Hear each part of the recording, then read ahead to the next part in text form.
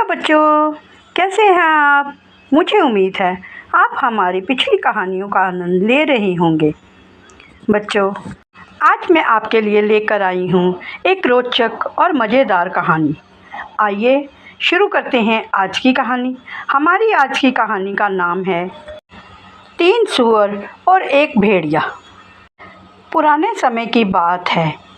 एक सूअर अपने 3 बच्चों के साथ एक खेत में रहता था।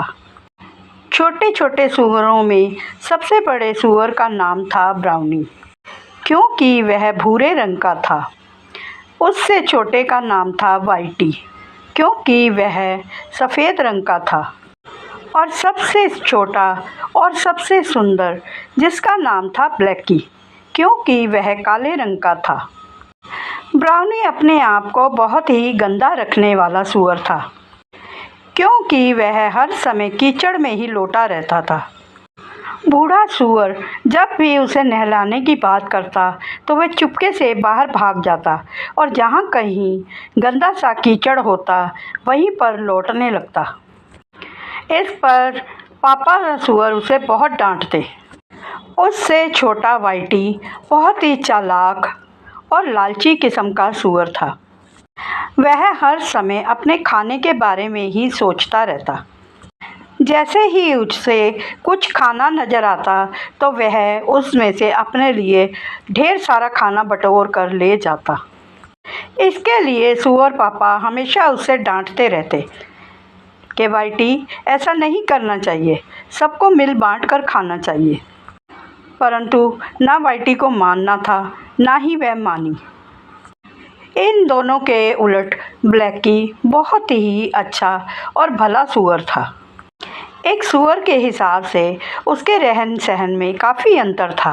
वह नहाने का बहुत शौकीन था और अपने शरीर की साफ सफाई रखने में तो वह सबसे आगे रहता। वह वाइटी और ब्राउनी से ज़्यादा समझदार था, जिसकी वजह से सूअर पापा उस पर बहुत प्रसन्न रहते थे। धीरे धीरे वह बड़े होने लगे। एक दिन सूअर पापा को लगने लगा कि अब वह काफ़ी बूढ़ा और कमज़ोर हो चला है। उसने अपने तीनों बेटों को बुलाकर कहा, बच्चों, मुझे लगता है कि मैं अब ज़्यादा दिन जीवित नहीं रह पाऊँगा। अब तुम्हें अपने अपने घर बनाने के बारे में सोचना चाहिए। उन्होंने सबसे पहले ब्राउनी से पूछा, ब्राउनी बेटा, तुम कैसा घर बनाना पसंद करोगे। इस पर ब्राउनी ने कहा, पापा, मैं तो मिट्टी का घर बनाऊंगा। तब सूअर ने वाइटी से पूछा, तुम वाइटी कैसा घर बनाना चाहोगे। वाइटी ने मुस्कुराते हुए उत्तर दिया, मैं तो गोभी का घर बनाना पसंद करूंगा। अब सूअर पापा और परेशान हो गया। वह ब्लैकी की ओर मुड़ते हुए बोला, तुम ब्लैकी बेटा कैसा घर बनाना चाहोगे। इस पर ब्लैकी ने उत्तर दिया, पापा, मैं ईंटों का घर बनाना पसंद करूंगा, क्योंकि वह सर्दियों में गर्म और गर्मियों में ठंडा रहेगा और पूरे वर्ष तक सुरक्षित रहेगा। इस पर सूअर पापा ने खुश होकर उसके प्यार से उसके सिर पर हाथ फेरा और बोला, तुम बहुत समझदार हो। फिर सूअर पापा ने कहा, बेटा, तुम जैसा भी घर बनाओ पर तीनों साथ साथ ही रहना, क्योंकि हमारा एक दुश्मन भेड़िया भी है, जो कि तुम्हें खाने की आस लगाए दिन भर इधर उधर भटकता रहता है। जब उसे पता चल जाएगा कि मैं बूढ़ा हो गया हूँ और उसका मुकाबला नहीं कर सकता, तो वह तुम तीनों को मार गिराएगा। वह बहुत ही चालाक है और भेष बदलने में तो माहिर है। वह भेष बदल बदल कर और आवाज़ बदल बदल कर तुम्हें लुभाने की कोशिश करेगा और तुमसे दोस्ती करने का नाटक करेगा। बच्चों, तुम्हें मुझे वादा करना होगा कि तुम तीनों अपने अपने घरों में ही बेशक, लेकिन साथ साथ रहना, लेकिन किसी भी कीमत पर भेड़िए को अपने घर में नहीं घुसने देना। यह कहते हुए वह सूअर पापा मर गया। और तीनों सूअरों ने अपना अपना घर बना लिया। ब्राउनी अपने घर में मिट्टी की दीवारों और मुलायम फर्श मिट्टी के फर्श पर दिन भर लौटता रहता। वह अपने घर में बहुत खुश था। वह उस घर को इतना गंदा रखता जितना कि वो अपने आप को गंदा रखना पसंद करता था।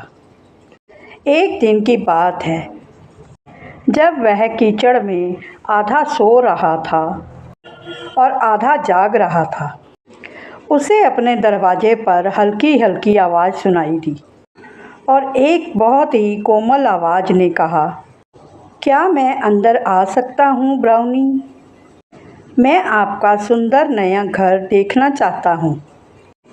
उसकी आवाज़ से ब्राउनी डर गया और डर कर उसने पूछा, तुम कौन हो?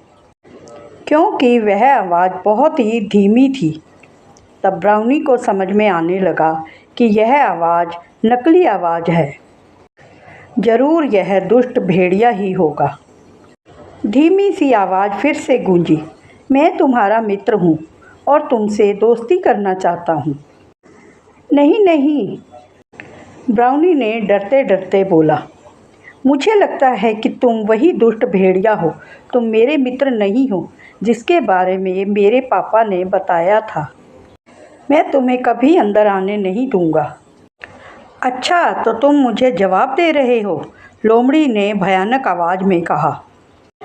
मैं अभी तुम्हें सबक सिखाता हूँ।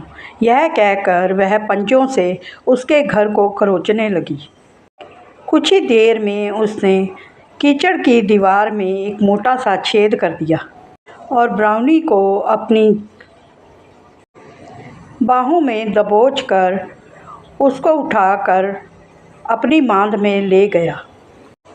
अगले दिन वाइटी अपने गोभी के घर में से कुछ पत्ते गोभी के चबा रही थी, तभी भेड़िया फिर से हाजिर हुआ और उसके दरवाजे पर दस्तक करते हुए बनावटी और कोमल आवाज़ में कहा, वाइटी, कृपया दरवाज़ा खोलो, मैं तुमसे मिलने आया हूँ। जब वाइटी ने उससे पूछा, तुम कौन हो, तो वह बनावटी आवाज़ में बोला, वाइटी, मैं तुम्हारा मित्र हूँ और तुमसे दोस्ती करने आया हूँ। भेड़िए ने वाइटी से भी वही कुछ कहा जो कि उसने ब्राउनी को कहा था। वाइटी को भी समझते देर न लगी कि यह वही भेड़िया है जिसके बारे में पापा ने उसे बताया था। वाइटी ने उत्तर दिया, नहीं नहीं, मैं दरवाज़ा नहीं खोलूँगा। इस पर दुष्ट भेड़िए ने कहा, ठीक है, तो मैं ये पत्ता गोभी खा जाता हूँ। तब वाइटी रोते धोते हुए चिल्लाने लगा और वो कहने लगा, नहीं नहीं, यह पत्ता गोभी मेरे घर की दीवारें हैं। अगर तुम इसे खा जाओगे तो इसमें एक बड़ा छेद हो जाएगा और जिससे कि मुझे सर्दी में बहुत सर्दी लगेगी। तुम यहाँ से चले जाओ। मुझे यकीन है कि तुम मेरी दोस्ती के लिए नहीं आए हो। लेकिन ना भेड़िए ने सुनना था, ना ही उसने कुछ सुना। वह तेज़ी से अपने पंजों से पत्ता गोभी को खुरचने लगा और उस पत्ता गोभी के घर में एक बड़ा सा छेद हो गया, जिसकी वजह से वह भेड़िया अंदर घुसकर वाइटी को भी अपने कंधों में उठाकर अपनी मांद में ले गया। अगले दिन वही भेड़िया ब्लैकी के घर के दरवाजे के आगे खड़ा हुआ और दरवाज़ा खटखटाते हुए बोला, ब्लैकी, प्यारे ब्लैकी, दरवाज़ा खोलो, मैं तुमसे मिलने आया हूँ। अंदर बैठा ब्लैकी समझ गया था कि बाहर जो बनावटी आवाज़ में बोल रहा है वह भेड़िया ही है। वह अपने ईंटों के घर में बैठा हुआ अंदर से ही बोला, नहीं नहीं, मैंने दरवाज़ा नहीं खोलना है, तुम अंदर मत आना, क्योंकि मैं जानता हूँ तुम मेरे मित्र नहीं हो। तुम वही दुष्ट भेड़िया हो जिसके बारे में पापा ने हमें चेताया था। मैं तुम्हारी चालाकी अच्छी तरह से जानता हूँ। आप बेचारे ब्राउनी और वाइटी को तो पकड़कर ले गए हो, परंतु मुझे नहीं पकड़ पाओगे। यह सुनकर भेड़िए को बहुत ज़्यादा क्रोध आया। उसने अपनी पूरी ताकत लगाकर दीवार को ज़ोर से धक्का मारा तो वह नहीं टूटी, क्योंकि वह तो ईंटों से बनी थी। हालांकि भेड़िए ने अपने पंजों की मदद से घर को खुरचने की पूरी कोशिश की, लेकिन थोड़ी ही देर बाद उसके पंजे लहूलुहान हो गए। हार कर भेड़िया ज़ोर से गुर्राते हुए बोला, ठीक है, अभी तो मैं जा रहा हूँ, परंतु फिर किसी दिन तुम्हें आकर पकड़ लूँगा। यह कहकर भेड़िया वहाँ से चला गया। अगले दिन ब्लैकी बाजार गया। वहाँ से उसने एक बहुत बड़े आकार की एक केतली खरीदी। जब वह केतली को लेकर अपने कंधे में लटकाए घर की ओर जा रहा था, अचानक उसे अपने पीछे कुछ कदमों की आवाज़ आने लगी। ब्लैकी डर गया। उसने धीरे से पीछे मुड़कर देखा तो एक पेड़ की ओट में उसे भेड़िया नजर आया। ब्लैकी और ज़्यादा डर गया। वह अपने आप को एक पहाड़ की ऊंची चोटी पर ले गया और वहां जाकर उसने केतली के ढक्कन को हटाया और खुद उसमें बैठकर पैरों से केतली के ढक्कन को बंद कर दिया। और केतली को जरा सा लुढ़काते ही वह केतली पहाड़ी से लुढ़कते हुए उसके घर की ओर जाकर रुक गई। तब भेड़िया जब तक पहाड़ की चोटी पर आया, उसने देखा केतली में से ब्लैकी निकलकर अपने घर का दरवाज़ा खोलकर केतली के साथ ही उसमें चला गया है। यह देखकर भेड़िए को और ज़्यादा क्रोध आने लगा। अब वह चुपचाप उसके घर के आसपास चक्कर लगाते हुए छत पर से कूदने का प्लान बनाने लगा। इसी बीच ब्लैकी ने अपने आंगन के बीचों बीच आग जलाकर केतली को उसमें रख दिया और उसमें पानी भरकर उबलने का इंतज़ार करने लगा। जैसे ही केतली में से भाप निकलने लगी कि उसे अपनी छत पर किसी के चलने की आहट होने लगी। अभी वह कुछ सोच ही पाता कि अचानक भेड़िए का सिर ऊपर से झांकते हुए उसे नजर आया। यह देखकर सयाना ब्लैकी जरा भी नहीं डरा। उसने जानबूझकर केतली के ढक्कन को नहीं लगाया था और केतली को खुला ही पानी उबलने दिया। जैसे ही भेड़िए ने नीचे आंगन में छलांग लगाई तो वह उबलते हुए पानी में केतली में डूबने लगा। ब्लैकी ने भी बहुत समझदारी दिखाते हुए बिना डरे हुए झट से केतली का ढक्कन लगा दिया। अब भेड़िया दर्द से बिलबिलाते हुए उसी केतली में उबल उबल कर मर गया। धीरे धीरे उसने आग बुझा दी और केतली को ठंडा होने दिया। जब केतली ठंडी हो गई तो उसने ढक्कन हटा कर देखा कि भेड़िया सचमुच मर चुका था। यह देखकर ब्लैकी को बहुत खुशी हुई। वह झट से अपने घर का दरवाज़ा खोलकर भेड़िए की मांद में झाँक घुसा और अपने भाई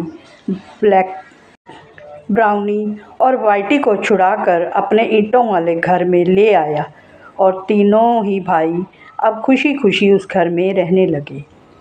बच्चों, यह थी हमारी आज की कहानी।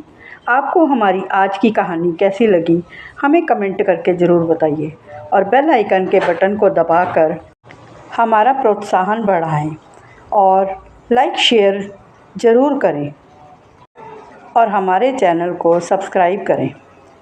बच्चों, मिलती हूँ अगली नई कहानी लेकर। बाय।